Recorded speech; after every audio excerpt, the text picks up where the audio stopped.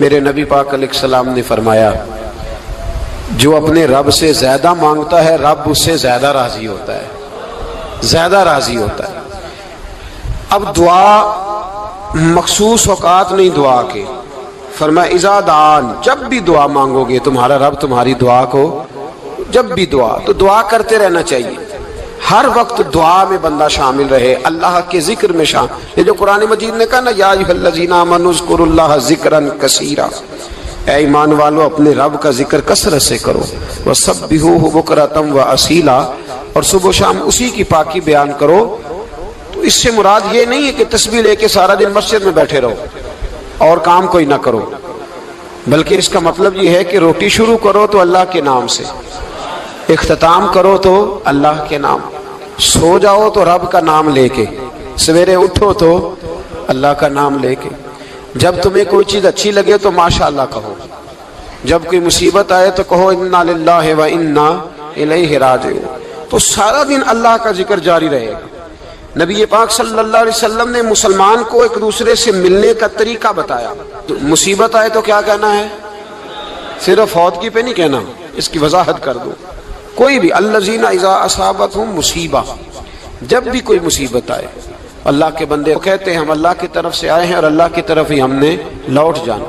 تو میرے عزیز ہر وقت اللہ کا ذکر جاری رہے گا، ہر وقت زبان پہ رب کریم کا۔ دیکھیں نا نبی پاک علیہ السلام نے ہمیں ملاقات کا طریقہ بتایا۔ ایک صحابی آئے تو انہوں نے آ کے کہا السلام علیکم، نبی پاک علیہ السلام نے فرمایا رب تعالیٰ نے اسے 10 نیکیاں عطا فرمائی ہیں۔ دوسرے آئے تو انہوں نے کہا السلام علیکم ورحمۃ اللہ، تو محبوب فرمانے لگے، امام بہقی نے اس کو لکھا ہے، محبوب فرمانے لگے رب کریم نے اسے 20 نیکیاں عطا فرمائی۔ ایک اور آئے، عرض کیا السلام علیکم ورحمۃ اللہ وبرکاتہ، محبوب فرمانے لگے اللہ نے اسے 30 نیکیاں عطا فرمائی۔ اچھا اس کا مطلب کیا ہے؟ السلام علیکم، تم پر سلامتی ہو۔ سادہ ترجمہ یہ ہے کہ تم سلامت رہو، تم سلامت رہو، ورحمۃ اللہ وبرکاتہ، تم پر اللہ کی رحمت بھی ہو اور اس کی برکتیں بھی ہو۔ وہ کیا کہتا ہے؟ وہ کہتا ہے وعلیکم السلام، تم پر بھی سلامتی ہو، ورحمۃ اللہ وبرکاتہ، اللہ کی رحمت ہو اور اس کی۔ یہ جو مسنون دعائیں ہیں نا جو حضور نے ہمیں دعائیں سکھائی ہر موقع پہ، ان کا کمال دیکھیے۔ اب ایک مسلمان نے آتے کہا السلام علیکم، اس کا مطلب کیا ہے؟ تم پر۔ اب وہ جھگڑا کرے گا، اسے مارے گا، اس کا مال چھینے گا؟ اس نے تو آتے ہی کہا ہے تم پر سلامتی ہو۔ تو جو سلامتی کی دعا دینے والے ہیں وہ جیب تھوڑی کاٹیں گے، وہ غبن تھوڑی کریں گے، ڈاکہ تھوڑا ڈالیں گے۔ اسلام نے لفظ ہی وہ سکھایا ہے کہ فرمایا جب تم نے ملنا ہے تو تم نے دعائیں کرنی ہے ایک دوسرے کے لیے۔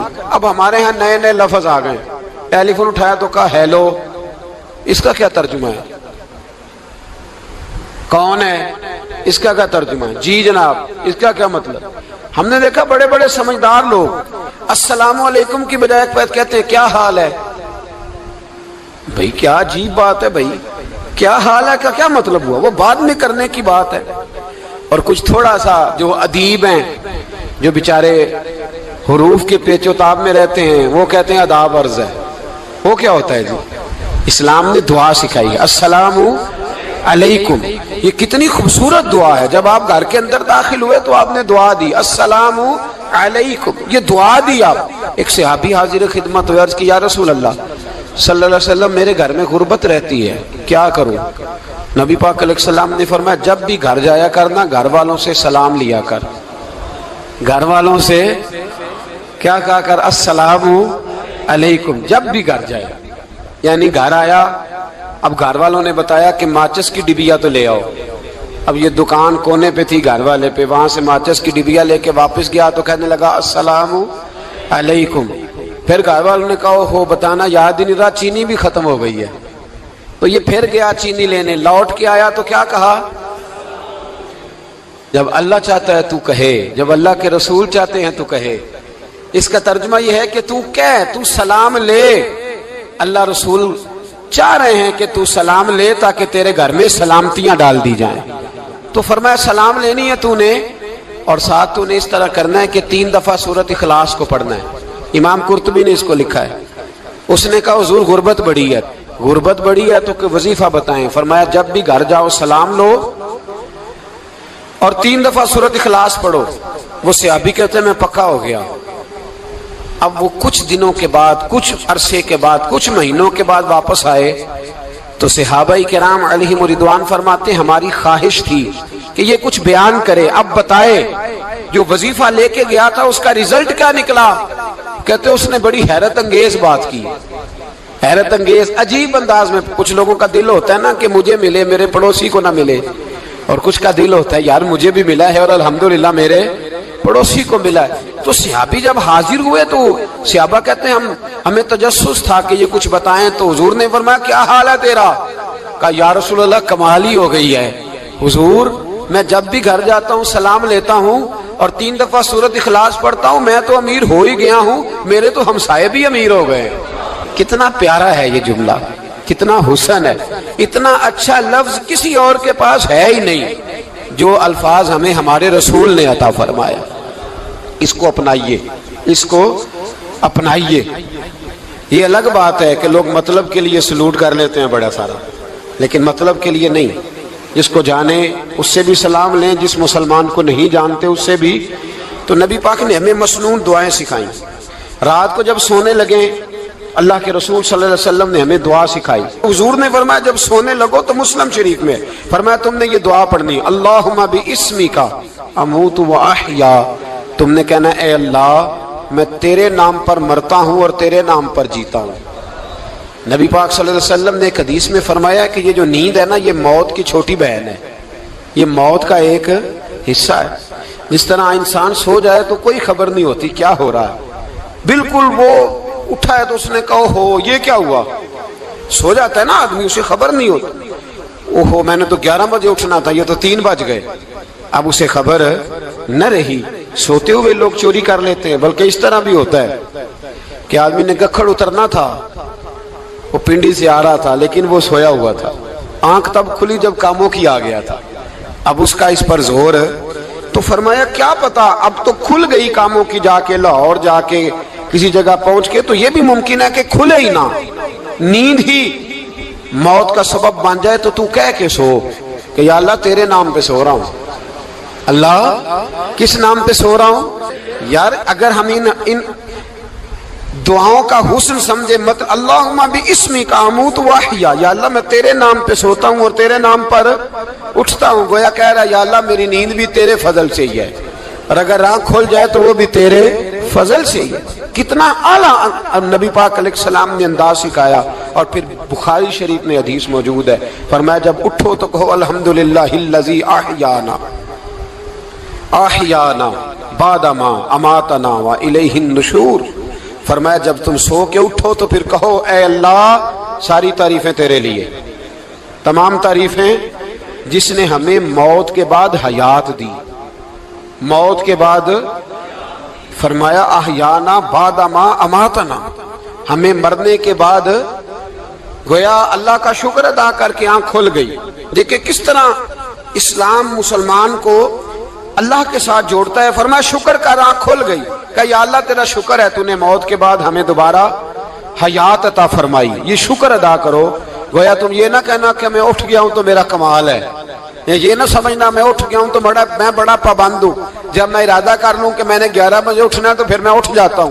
یہ نہ کہنا کہ یہ الارم بڑا اچھا ہے، یہ مجھے اٹھا لیتا ہے. ذہن کے اندر خیال کر کہ نیند تو موت کی طرح تھی، یہ جو میں اٹھ گیا ہوں تو اپنے رب کے فضل سے اٹھا ہوں. جو میں اٹھ گیا ہوں، جو ابھی اٹھے ہیں وہ تو بول دینا کم از کم کہ میں اپنے رب کے فضل سے اٹھ گیا. تو دعا سکھائی. پھر دیکھیے نبی پاک صلی اللہ علیہ وسلم نے فرمایا جب تم بیت الخلاء میں جاتے ہو نا، واش روم میں جاتے ہو تو گندی چیزیں ہوتی ہیں وہاں، شیطان ہوتے ہیں، جنات ہوتے ہیں، یہ گندگی پہ ہوتے ہیں. جب تم واش روم جاؤ، بیت الخلاء جائے تب بھی دعا مانگو. کیا دعا مانگو؟ وہ دعا بھی نبی پاک صلی اللہ علیہ وسلم نے ہمیں تعلیم فرمائی اور بخاری میں ہے. کہا پڑھا کرو اللہم انی اعوذ بک من الخبث والخبائث. کہو اے اللہ ناپاک چیزوں سے میں تیری پناہ مانگتا ہوں، وہ نر ہوں یا مادہ ہوں. اللہ میں تیری پناہ مانگتا ہوں. واش روم کے اندر بہت ساری بری چیزیں ہوتی ہیں. जवान मेरी बात पर तवज्जो फरमाएं, वहां बहुत सारी गंदी चीजें होती हैं। इंसान कई दफा वॉशरूम में जाता है, उसे वसवसे ज्यादा आते हैं। ये नोट करें मेरी बात को। असल में ना हम बात ढूंढ रहे हैं इलाज अपनी बीमारियों का, हालांकि इलाज तो सारा मदीने वाले रसूल के पास मौजूद है, महबूब के पास सारी दवाइयां हैं। तो नबी पाक अलैहिस्सलाम देखे ना, इंसान वॉशरूम में जाता है उसे वसवसे आते, बुरे ख्यालात आते, वो गुनाह की तरफ कई दफा मायल होता है। तो कहा तू दुआ पढ़ के जा, अल्लाहुम्मा इन्नी आऊज़ु बिका, या अल्लाह मैं तेरी पनाह मांगता हूँ, मिनल खुबुसी वल खबाइस, हर खबीस और बुरी चीज से मैं तेरी पनाह मांगता हूँ, वो नर हो या यार। कितना अजीम दीन है, कितना अजीम मेरे मुस्तफ़ा करीम का वो वाला दीन है। असल में अल्लाह करे बीए पास बच्चे को बैतुल खला की दुआ भी याद हो जाए, ऐसे याद हो जाए, और इसके माँ बाप समझ लें कि जवान हो गया है, तो अब हो सकता है इसकी तरफ शैतान हमला ज्यादा करे, इसे खराब करने की कोशिश करे, तो लिहाजा इसे दुआ सिखाई जाए ताकि इसको पहले से पता हो कि मैंने उस बेईमान से बचना किस तरह से। अब आप देखिए नबी पाक अलैहिस्सलातु सलाम ने हमें दुआ सिखाई मुसन्नफ इब्न अबी शैबा में। कौन सी दुआ? वॉशरूम से निकलने की। अल्लाहु अकबर, बड़ी जबरदस्त दुआ है, बड़ी जबरदस्त। आप यकीन करें इस एक एक दुआ पर एक एक पूरा बयान हो सकता है, एक एक। ये इसलिए नहीं मैं कह रहा कि मैं कोई आलिम फाजल आदमी हूं, आप कहेंगे कि बता रहे हैं मैं बड़ा पढ़ा लिखा हूं। सिर्फ ये अर्ज कर रहा हूं कि इसके फवायद पर, समरात पर जो अल्लाह तबारक व तआला उम्मत को देता है, इन दुआओं की जो फजीलत हदीसों में आई, और फिर जो इसके फवायद है, और उस पर बात करूं तो एक दुआ तकाजा करती है कि उस पर पूरा एक लेक्चर होना चाहिए। देखिए आप वॉशरूम से निकले, दुआ क्या है? दुआ के लफ्ज के अल्हम्दुलिल्लाहिल्लज़ी, एक हदीस में लफ्ज है गुफरानका, गुफरानका, ऐ अल्लाह मैं तुझसे बख्शिश चाहता हूं। और जो मशहूर और मारूफ है मुसन्नफ इब्न अबी शैबा की रवायत, फरमाया अल्हम्दुलिल्लाहिल्लज़ी अज़हबा अन्निल अज़ाब व आफ़ानी, फरमाया ऐ अल्लाह तेरा शुक्र है।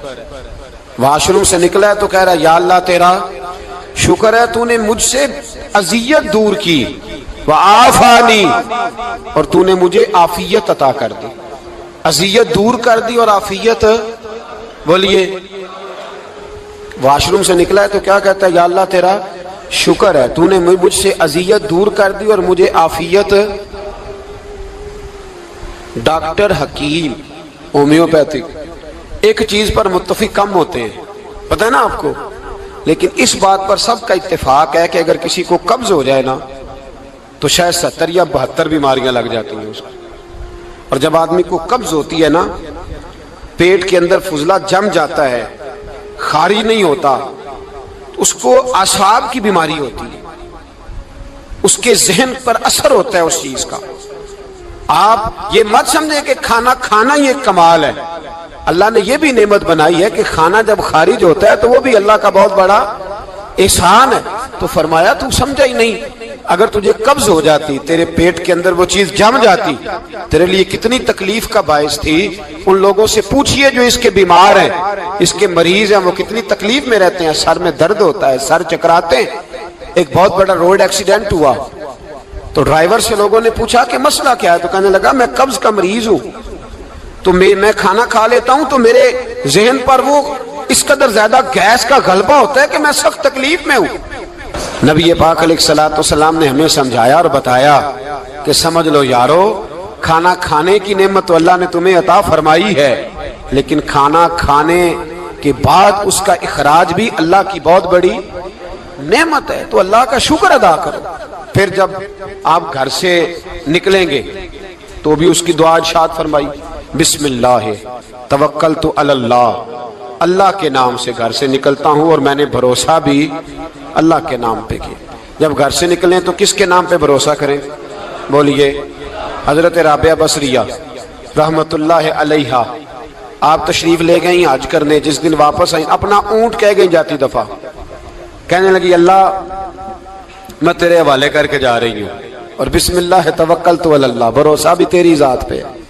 जिस दिन वापस आई ना, उसी दिन किसी ने बताया कि अम्मा आज ही तेरा ऊंट मर गया है, तो ऊंट के सराहने खड़ी होकर कहने लगी मौला मैं तो तेरे नाम पे, तेरे पे भरोसा करके गई थी, तेरे हवाले मैं तो तेरे घर गई थी, تو لوگ کہتے ہیں اماں کے منہ سے لفظ نکلے تو اونٹ زندہ ہو کے کھڑا ہو گیا ہوں.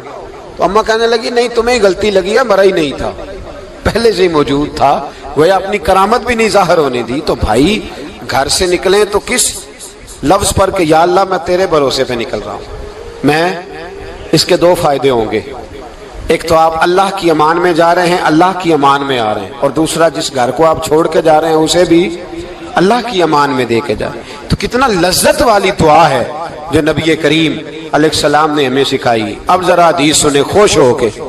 دیکھیں حضور نے دعا سکھائی، فرمایا جب دیکھ لو نا کسی کو ہنستا ہوا، کیا کرتا ہوا؟ ماشاءاللہ آپ تو ہنسنے لگے. جب کسی کو ہنستا ہوا دیکھو تو کہا کرو اضحک اللہ سنک. یہ دعا یہ بخاری ہے. فرمایا دعا مانگا کرو جب کسی مومن کو ہنستے ہوئے دیکھو تو دعا مانگو اضحک اللہ سنک، اللہ تجھے ہنستا ہی رکھے، اللہ تجھے بولیے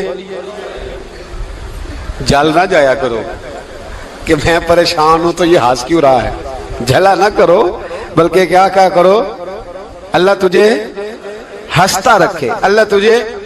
نبی پاک صلی اللہ تعالی علیہ وآلہ وسلم نے فرمایا، ترمذی میں حضرت اسامہ بن زید رضی اللہ تعالیٰ عنہ سے حدیث مروی ہے، حضور نے فرمایا جس نے کسی کے ساتھ احسان کیا اور جس پر احسان کیا، اگر اس نے یہ دعا پڑھ دی نا جزاک اللہ خیرہ، تو فرمایا اس نے اللہ کی بھی پوری حمد کر دی اور محسن کا صحیح شکریہ بھی ادا کر دیا. کیا کہنا ہے؟ جزاک اللہ، اللہ تجھے بہترین جزا عطا کرے. اس کا ترجمہ کیا ہے؟ اللہ تجھے بہترین، کیونکہ حضور فرماتے ہیں من لم یشکر الناس ولم یشکر اللہ، جس نے بندوں کا شکریہ ادا نہیں کیا اس نے اللہ کا بھی شکریہ ادا نہیں کرنا. تو کیا کہنا چاہیے؟ جزاک اللہ خیرہ. اور اگر اماں کہتی ہو بچوں کو انگریزی سکھانی ہے تو کیا کہنا ہے؟ پھر شکریہ ادا کرنے میں کیا کہنا ہے؟ Thanks, thank you. او خدا کے اس کا ثواب کتنا ہے؟ بولے انگریزی ایک زبان ہے، اس کو زبان ہی رہنے دیں گے.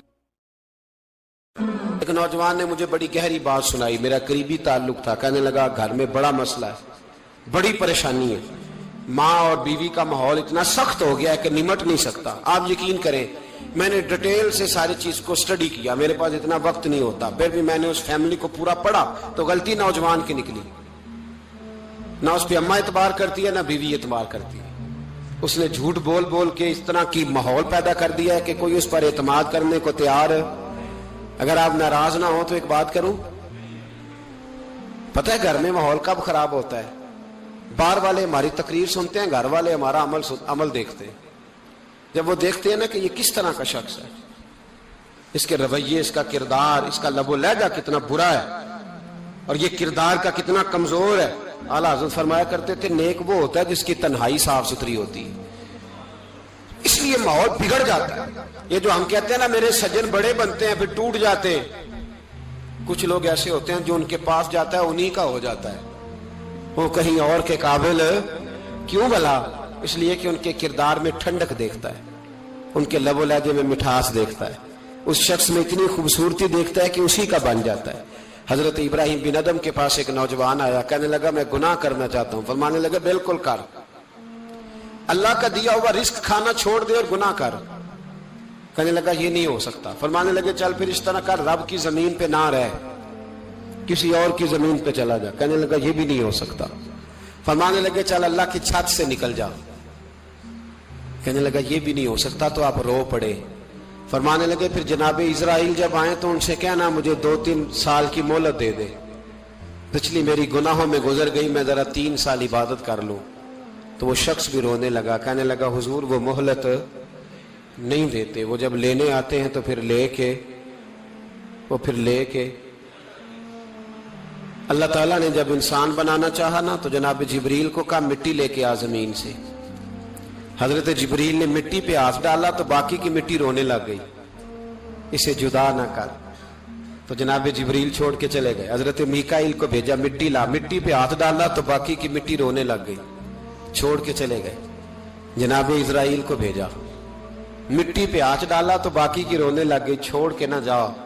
تو حضرت اسرائیل فرمانے لگے تیرا رونا دیکھو کہ رب کا حکم دیکھو. وہ لے گئے. جب پیش کی تو رب کریم نے فرمایا اسرائیل جان نکالنے کی ڈیوٹی بھی تیری، تو مٹی کو لے آنا، باقی مٹی روتی بھی رہے تو روتی رہے، جب میرا فیصلہ آ جائے تو پھر اس میں کوئی گنجائش، ہم کھاتے بھی اللہ کا ہیں، نافرمانی بھی اس کی کرتے، زمین پہ بھی اس کی چلتے ہیں، نافرمانی بھی اس کی کرتے، حکم کسی اور کا مانتے، چھت پہ رب کریم کی رہتے، اس طرح نظام نہیں چلتا۔ میرے بھائی یاد رکھ لو، گناہوں کی سزا ملے گی، زندگی تنگ ہو جائے، یہاں بھی آزمائش ہوگی اور وہاں بھی۔ میں نے درس پہ کہا تھا، پھر بات کہتا ہوں، یہ میں اپنے لیے کہہ رہا ہوں، توجہ ہے میری بات پر۔ دعا فرمایا کریں کہ جو کچھ ہم نظر آتے ہیں اللہ ہمیں ویسا بننے کی توفیق بھی عطا فرما۔ اللہ ویسا بننے کی، یہ مشکل معاملہ ہے، مشکل۔ دیکھیں نا، ایک آدمی سیاستدان ہے، اس نے بڑے اچھے نعرے لگائے، انقلاب آ جائے گا، میں غریب کا بھلا کر دوں گا، میں یتیموں کے سر پہ ہاتھ رکھوں گا، میں مجبوروں کی مدد کروں گا، میں دکھیوں کی مدد کروں گا، مزدوروں کو۔ اس نے اچھے اچھے نعرے سکھائے، اچھا اس نے پیغام دیا، اندر اس کے یہ تھا کہ اقتدار ملے گا تو مرضی کروں گا۔ لوگ اس کے گرد بھی گئے، اس کی گاڑی کے پیچھے بھی بھاگے، لوگوں نے اس کے نعرے بھی لگوائے، جیب سے پیسے لگا کے اس کے پوسٹر بھی شائع کیے، لوگ اس کے گرویدہ ہو گئے، لوگوں نے پوری، اور میری قوم نے تو بیچاری نے کئی دفعہ دھوکے کھائے۔ جس نے نعرہ لگایا غریب اسی کے پیچھے مسیحا بن کے چل پڑا، آج دھوکہ دے لیا، لوگوں کو پیچھے لگا لیا۔ یہ بتاؤ اگر راز کھل جائے، اگر راز کھل جائے کہ یہ دھوکہ دے رہا ہے، یہ فریب کر رہا ہے، تو لوگ اس کا کیا حال کریں گے؟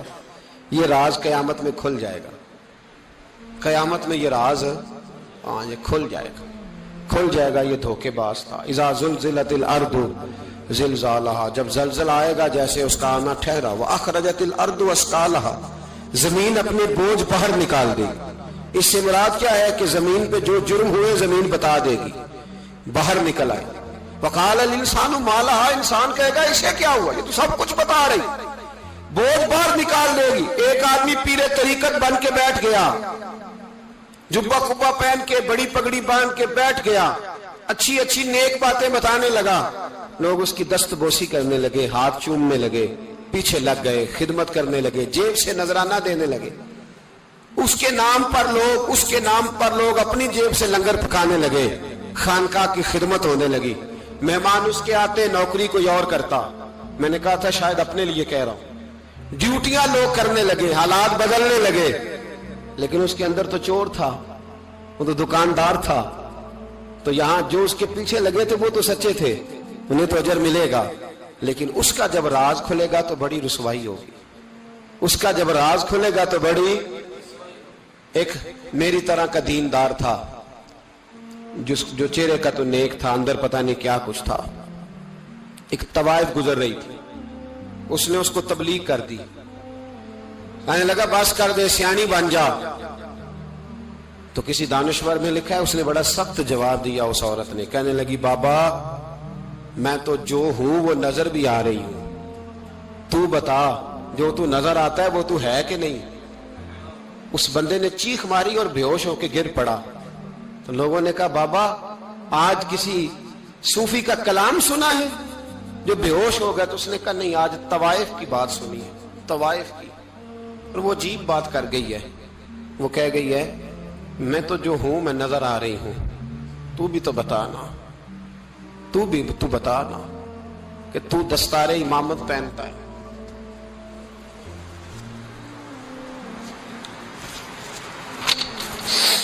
تو بتا، تو جو کہلاتا ہے تو وہ ہے کہ نہیں۔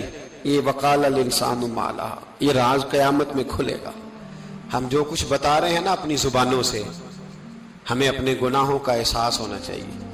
ایسا نہ ہو کہ جب سزا ملے تو پھر اس طرح کی ملے کہ دوبارہ کسی کو کوئی منہ دکھانے کے قابل نہ رہے۔ میرے بھائی یاد رکھیں اور سمجھیں، گناہ انسان کی زندگی کو تنگ کرتے ہیں۔ میرے نبی پاک علیہ السلام نے فرمایا جب تو جھوٹ بولتا ہے تو تیرے فرشتے کرامن کاتبین سائیڈ پہ ہو کے کھڑے ہو جاتے ہیں، جب تو زنا کرتا ہے تو تیرے اندر سے ایمان نکل جاتا ہے۔ اور نبی پاک علیہ السلام نے فرمایا جب میری قوم میں ناانصافی عام ہو جائے گی تو قتل بھی عام ہو جائے گا۔ اور سن لو، لکھ لینا یہ حدیث، دل کی تختی پر نبی پاک علیہ السلام نے فرمایا جب میری قوم میں بے حیائی اور بدکاری عام ہو جائے گی تو 2 سزائیں اللہ دے گا. ایک تو جوان موتیں آئیں گی,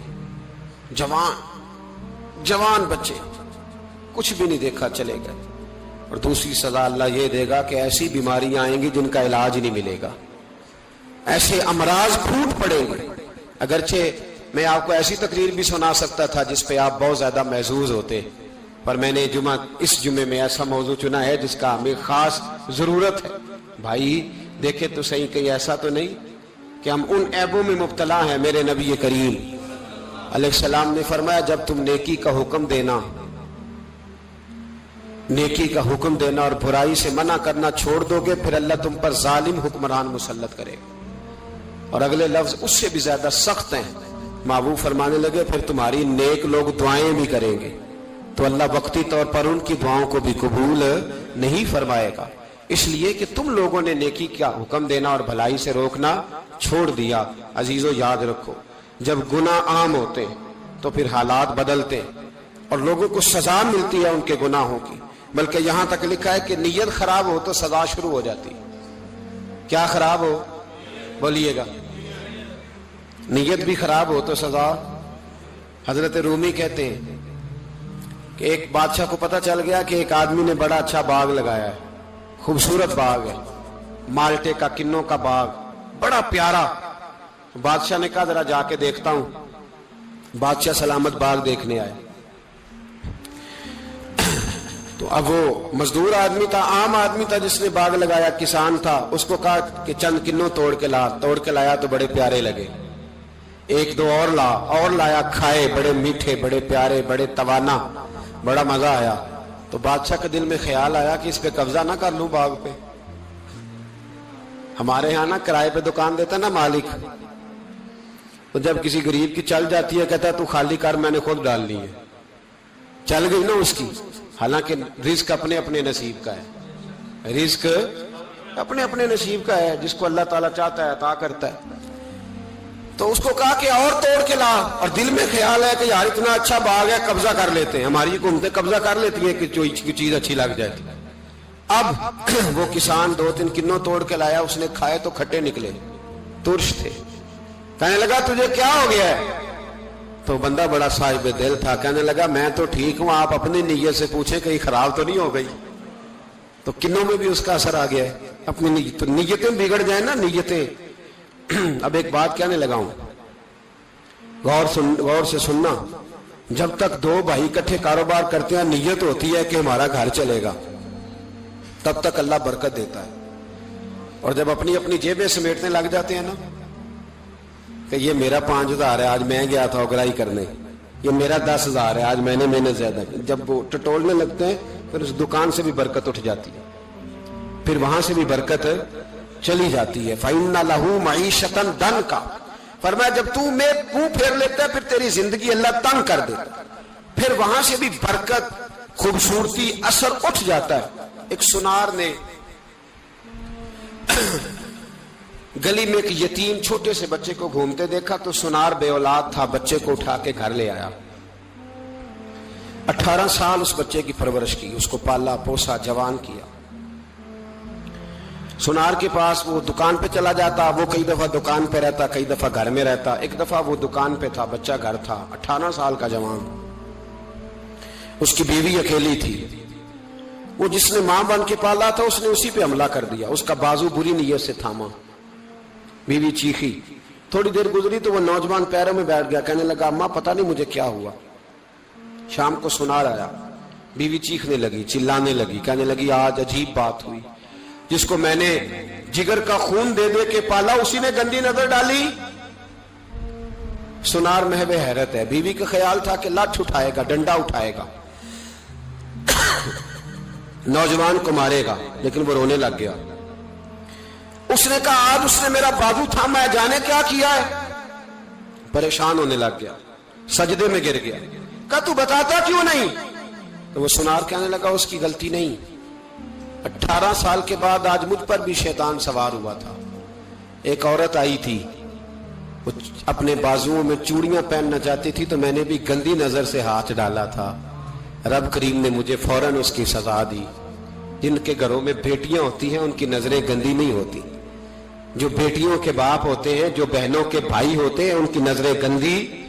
اور اگر تو ٹیلی فون کرتا ہے، تو کسی عورت کے ساتھ تعلق رکھتا ہے، تو یہ بات لکھ لے، امام فخر الدین رازی 1، علامہ اسماعیل حقی 2، مولانا جلال الدین رومی 3، امام خازن 4، امام جلال الدین سیوطی 5 حدیث کے استاد اور محدث لکھتے ہیں کہ اگر تو کسی پر گندی نظر ڈالے گا تو تیرا گھر بچ سکتا، یاد رکھ نہیں بچے گا، اس لیے کہ تیری نظر کسی کی بیٹی کو بیٹی سمجھ تاکہ تیری بچی کا پردہ قائم رہے، کسی کی بہن کو۔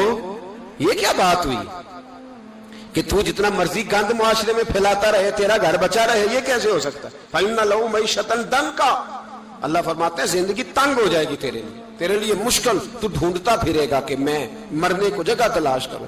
سچی توبہ کرے، کھری توبہ کرے۔ یہ گناہ انسان کو مجبور کر دیتے ہیں۔ حضرت عبداللہ بن مبارک رحمت اللہ تعالی علیہ، ان کے سینکڑوں شاگرد تھے، ایک شاگرد کے انتقال کا وقت آیا تو گھر گئے ملنے۔ آپ کہتے ہیں میں نے زور لگا لیا پر اس کی زبان پر کلمہ جاری نہیں ہوا۔ میں اسے کہتا کلمہ پڑھ پر اس کی زبان پر جاری۔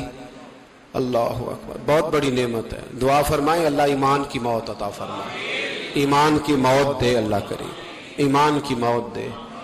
ایسے بھی لوگ دیکھے ہیں، مسجد نبوی ہے، رسول اللہ کا شہر ہے، سر سجدے میں ہے، روح پرواز کر گئی، روح پرواز۔ کتنا نصیبوں والا ہے، کتنا نصیبوں والا ہے کہ مسجد نبوی میں سر سجدے میں رکھا ہے اور اللہ تبارک و تعالیٰ نے محبوب کے قدموں میں موت عطا فرمائی۔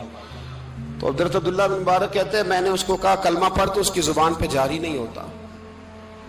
میں بار بار کہتا تو وہ منت کرتا، کہتا حضور میں کوشش کرتا ہوں جاری نہیں ہوتا۔ فرماتے میں پریشان ہو کے اٹھا، ابھی میں دروازے پہ پہنچا تھا، اس نے چیخ ماری اور روح پرواز کر گئی۔ بچے رونے لگے، بیوی رونے لگی، تو میں نے اس کی بیوی سے کہا کہ یہ جرم کیا کرتا تھا، اتنا بڑا پاپی پہ کلمہ جاری نہیں ہوا۔ اس کی زوجہ کہنے لگی حضرت جی 2 گناہ تھے اس کے، ایک تو یہ شراب کا عادی تھا، روکتی تھی باز نہیں آتا تھا، اور دوسری بات یہ کہ یہ اپنی اماں کا نافرمان تھا، وہ 2 گلیاں چھوڑ کے رہتی ہے، یہ کبھی ملنے نہیں گیا تھا۔ اس بوڑھی کا کلیجہ اس کی طرف سے بڑی تکلیف میں تھا۔ تو حضرت عبداللہ بن مبارک کہنے لگے جا تو بھی دعا کر، اس کی ماں کو بھی کہہ دعا کرے کہ یہاں تو یہ کلمہ نہیں اسے نصیب ہوا، اللہ کرے اللہ آخرت کی منزلیں اس کی بہتر فرما دے۔ میرے بھائی ایسے گناہ، حضرت مالک بن دینار نے توبہ کی انہوں نے۔ کس طرح؟ فرماتے میں نشے کا عادی تھا، کسی نے مجھے کہا کہ بطور دوائی شراب پی لو تو میں نے پی لی، نشے کا عادی تھا، شراب پیتا تھا۔ اللہ تعالیٰ نے بڑی منتوں اور کوششوں کے بعد ایک بیٹی عطا فرمائی، وہ بھی 2.5-3 سال کی ہوئی تو پردہ کر گئی۔ کہتے میں اس کی قبر پہ بیٹھ کے گھنٹوں روتا، شراب کا عادی تھا۔ ایک دن سویا تو خواب دیکھتا ہوں کہ میرے پیچھے ایک بڑا سانپ لگ گیا، اور سانپ جب منہ کھولتا ہے تو انگارہ نکلتا ہے۔ میں پھر دعا کرتا ہوں اللہ ہمیں معاف فرمائے، اللہ ہم سے درگزر۔ میں کچھ قبرستانوں میں جاتا ہوں تو میں سانپ بچھو پھرتے ہوئے دیکھتا ہوں، تو ڈر آتا ہے کہ ہم یہاں آنے والے ہیں۔ یہ لوگ کہہ رہے ہیں کہ تمہاری تیاری ہے، کسی وقت بھی اعلان ہو جائے گا کہ چلو بھائی چلو فلاں صاحب کا جنازہ ہے، اٹھو۔ لوگ کہتے ہیں جلدی کرو، اور ایک کونے میں ایک شخص یہ بھی کہتا ہے کہ دیگ بھی رکھ لو مہمان بڑے جمع ہو گئے، اور ایک کونے میں لوگ یہ بھی کہتے ہیں کہ برف ٹھنڈی لے آؤ، لوگوں نے پانی بھی پینا ہے۔ پہلے اعلان ہوتا ہے کہ فلاں فوت ہو گیا، پھر اعلان ہوتا ہے جنازے کا ٹائم ہو گیا، پھر اعلان ہوتا ہے جنازہ اٹھایا جائے گا، اور پھر بات ختم ہو جاتی ہے۔ پھر کل من علیہ فان، پھر کوئی نہیں پوچھنے آتا، ختم ہو گئے، قصہ ہی ختم ہو گیا، ان لوگوں کی کہانی مٹ گئی، ختم ہو گئے۔ بڑے بڑے کنج کلا، کوئی پوچھنے والا نہیں۔ موت کا راج ہے موت کا راج، موت راج کرتی ہے بس، اور کسی کا راج نہیں، وہ راج کرتی ہے، جدھر جاتی ہے اسی کا راج ہے، راج کر رہی ہے۔ تو حضرت مالک بن دینار کہتے ہیں قبرستان میں نے دیکھا، میں خواب دیکھتا ہوں، بڑا اژدہا، اس کے منہ کے اندر آگ، میرا پیچھا کر رہا ہے، کہتے میں خواب دیکھ رہا ہوں، میں دوڑا لیکن وہ اژدہا جب میں دوڑا تو میرے آگے آ کے کھڑا ہو گیا، میں مشرق کو دوڑا تو وہاں بھی آ گیا، مغرب کو دوڑا تو وہاں بھی آ گیا۔ جناب مالک بن دینار کہتے ہیں ایک بوڑھا شخص کمزور مجھے بچانے آیا، پر اس اژدہا نے پھونک ماری تو وہ بوڑھا آدمی دور جا گرا۔ کہتے میں چیختا تھا، چلاتا تھا، ایک پہاڑی پہ میں بھاگا گیا تو وہاں مجھے میری بیٹی ملی، مجھے فوت ہو گئی۔ وہ اس اژدہے کے آگے اس نے یوں ہاتھ کیا تو اژدہا پیچھے بھاگ گیا۔ میں نے بیٹی کو گود میں اٹھایا، میں نے کہا بیٹی یہ کون تھا؟ کہنے لگی ابا یہ تیرا برا عمل تھا، یہ تیرا برا عمل تھا کہ تجھے کھا جاتا اگر میں نہ ہوتی۔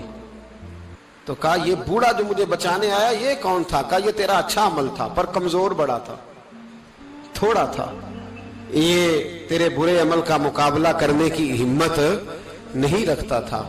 حضرت مالک بن دینار کہتے ہیں میری بیٹی نے خواب میں میری داڑھی پکڑ لی اور کہنے لگی ابا میں چاہتی ہوں تو صحیح ہو جا، ایسا نہ ہو کہ پھر تیرے پیچھے یہ اژدہا لگ جائے۔ حضرت مالک بن دینار کہتے ہیں جب میں سو کے اٹھا تو میری داڑھی آنسوؤں سے بھری ہوئی، پھر اس کے بعد میں نے توبہ کی، اس طرح کی توبہ کی کہ پھر میں نے کوشش کی کہ دوبارہ میں اپنے رب کی نافرمانی نہ کروں۔ حضرت عبداللہ ابن عباس فرماتے تھے جو دنیا میں ہنس ہنس کے گناہ کرتے ہیں نا، ہنس ہنس کے جھوٹ ہنس ہنس کے بولتے، ہنس ہنس کے لوگوں کی غیبت کرتے، فرمایا یہ جو تمہیں ہنس ہنس کے گناہ کرتے نظر آتے ہیں ان کا رونا قیامت میں دیکھا نہیں جائے گا، ان کے آنسو قیامت میں دیکھے نہیں جائے، جو ہنس ہنس کے گناہ کرتے یہ روئیں گے فَلْيَضْحَكُوا